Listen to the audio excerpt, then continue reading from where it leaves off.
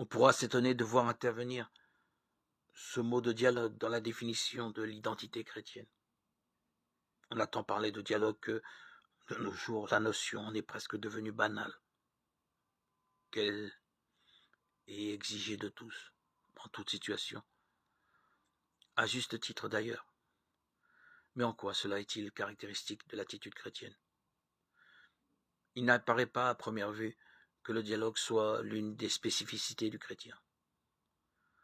En réalité, il s'agit ici d'un dialogue qui se situe à un tout autre niveau que les dialogues purement humains.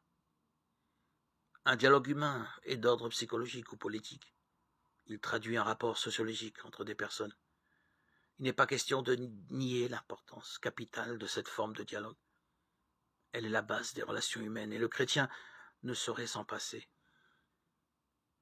Accueillir quelqu'un dans la peine, s'ouvrir à la recherche d'un frère, partager une préoccupation, toute attitude dont le disciple ne saurait se priver sans refuser d'être l'homme de la miséricorde.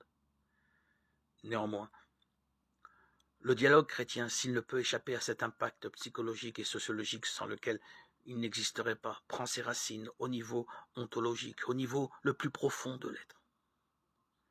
Le disciple est en dialogue avec le Dieu Père. Et par conséquent, en dialogue avec l'entourage, le milieu où il vit,